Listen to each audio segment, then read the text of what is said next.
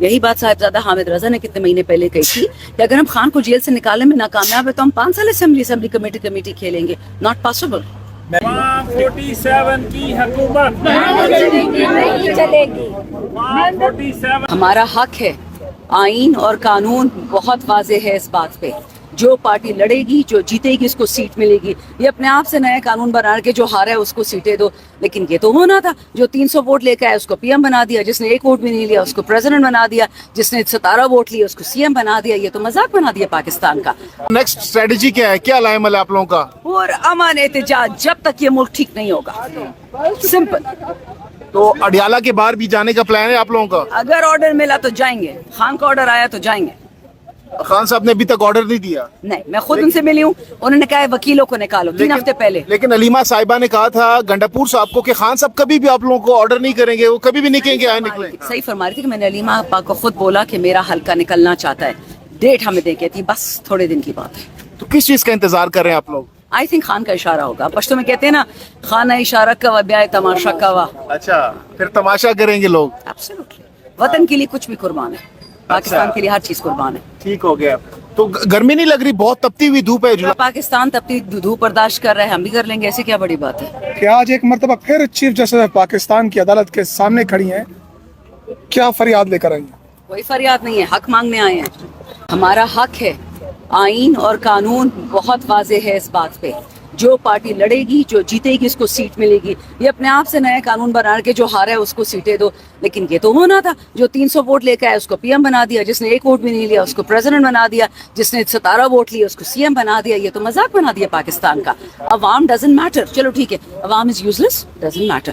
ہم سے ٹیکس لینا چھوڑ دیں, فری کی نوکریاں کریں, تنخواہیں مت لیں, ہم آپ کی عبادت کریں گے. لیکن یہ تو نہیں ہو سکتا نا کہ پیسے ہمارے, مرضی ان کی.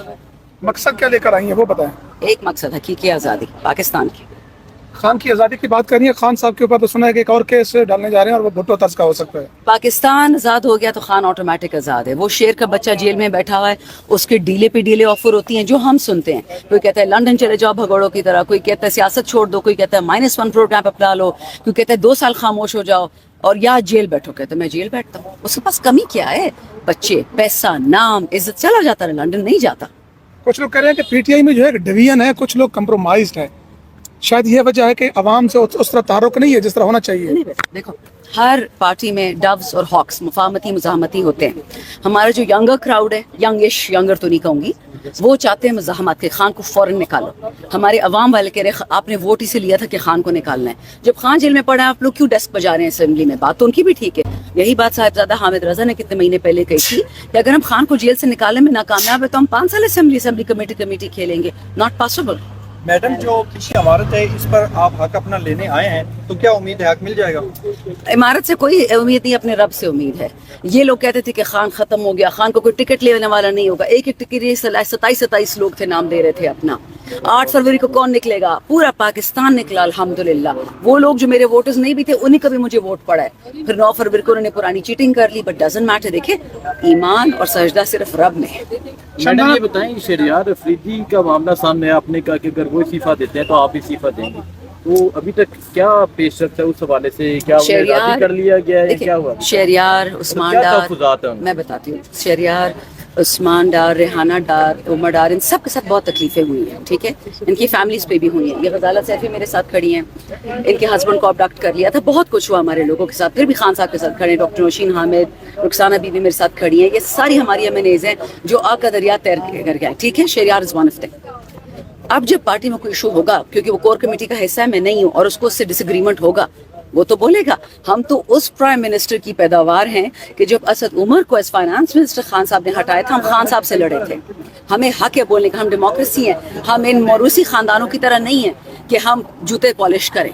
ہمیں حق ہے بولنے کا, ڈس ایگری کرنے کا. اگر ہم خان سے کر سکتے ہیں تو کور کمیٹی اور پولیٹیکل کمیٹی کے ساتھ کیوں نہیں کر سکتے؟ جہاں تک استعفے کی بات ہے, وہ تو میں شہریار کو پریشرائز کر رہی تھی کہ اگر تم نے ریزائن کیا, میں تمہاری سکی منہ بولی بہن ہوں, تم جاؤ گے میں بھی جاؤں گی. اتنے میں شہریار کو وہ شیر افضل مروت کود پڑے کہ میں بھی جاتا ہوں. عمر ڈار آ گیا, ریحانہ ڈار آئی, سب نے ان کو ڈرایا. And at the same time اتنے سارے ایوان میں آپ لوگ عمران خان کی رہائی کے اوپر بات کریں. شہریار افریدی اپنے دکھڑے سنائے, اپنے غم سنائے.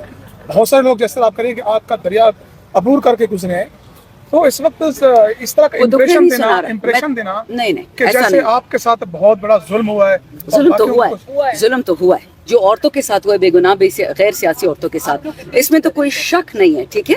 लेकिन मुझे आप ये बात बताएं कि आप मेरी माँ को, मेरी बहन को, इनको, इनकी बहुओं को, इनकी बेटियों को, इनको खावंद को उठाएंगे, हम बात भी नहीं करेंगे, हम चुप कर जाए। खान साहब तो जेल में बैठा, वो तो कंप्लेन कर नहीं सकता, वो कंप्लेन करने वाला है भी नहीं। कल एक खातून ने जरा ऑब्जेक्शन किया कि असद कैसर ने खवातीन की चूड़ियों की बात क्यों की। असद कैसर ने सिर्फ ये बोला कि अगर मेरे सूबे पे फिर दहशत गर्दों ने अटैक किया तो हमने भी चूड़ियाँ नहीं पहनी। तो उस पर वो नाराज होगी, विमेन कार्ड खेलने लगी। मैंने जवाब दिया कि आपने तो चूड़ियाँ उतारने की बात की, हमारे तो दुपट्टे उतारे, हमारी औरतों के कपड़े उतारे हैं, उसको कौन अजाला करेगा। बहुत आप ह्यूमन राइट्स वाले ना मरे। मैं जेल गई थी, किसी ने बात नहीं की। मेरी वालदा पे अटैक हुआ, किसी ने बात नहीं की। इन औरतों पे अटैक हुआ, किसी ने बात नहीं की। तो ये ड्रामे हम नहीं मानते किसी ये जो के। फौजी ऑपरेशन की बात की जा रही है, एक तरफ आपका वजीर आला जो है वो मीटिंग में बैठा है, दूसरी तरफ मुस्तरद भी कर रहे हैं, असल तहफ़्फ़ुज़ात हैं क्या? मुझे नहीं पता, आज शाम 5 बजे पता चलेगा। अली अमीन के साथ मीटिंग है। नहीं तो आप लोग मुखालफत तो कर दिए ना ऐवान में आप लोग। मुखालिफत नहीं, हमें बताएं कि ऑपरेशन कहाँ हो रहा है, किस सूबे में, सिविलियंस के लिए क्या इंतजाम किए हैं। जहर खाने के पैसे नहीं है तो लड़ने के पैसे कहाँ से आगे, हथियार के पैसे कहाँ से आगे। ना वो बागी ना वो गद्दार। आज एक मुतालबा है, पाकिस्तान को हकीकी आज़ादी दे, इमरान खान को फ्री करें। हमारे लोगों को आप यही निशान दे देते जो बतौर इंडिपेंडेंट हमें दिए थे, लेकिन हमारे नामों के साथ पीटीआई नहीं रखा गया और ये सब कुछ किया था इलेक्शन कमीशन ऑफ पाकिस्तान ने। सो इसलिए हम उनके खिलाफ इस कोर्ट में आए और मुझे पूरी उम्मीद है, आइन की स्पिरिट ये कहती है कि डेमोक्रेसी की प्रोटेक्शन ये कहती है, प्रोपोर्शन ऑफ रिप्रेजेंटेशन का रूल आप ओवर रूल नहीं कर सकते। आप ये नहीं कर सकते कि किसी पार्टी को एक सीट जनरल इलेक्शन में मिले और आप उसको 4 रिजर्व सीट्स दे दें। मैं यहाँ ये भी बताती चलूँ, मैं एक साबिका मेंबर नेशनल असेंबली और फॉर्म 45 पे अपने हल्के से जीती हुई हूँ। एक मेंबर नेशनल असेंबली जो रिजर्व सीट पे इलेक्ट होके जाए या एक प्रोविंशियल असेंबली का मेंबर खातून रिजर्व सीट पे जाए, उसका इलेक्शन, उसका असेंबली में बराबर का रोल भी होता है, बराबर का वोट होता है।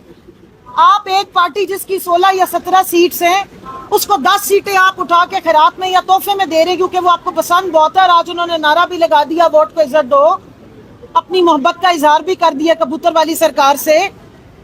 तो मुझे बताइए कि आप 10 मेंबरान तो उनको इलेक्शन कमीशन की तरफ से गिफ्ट मिल गए, ग्राउंड पे आवाम से तो वो वोट नहीं ले सके।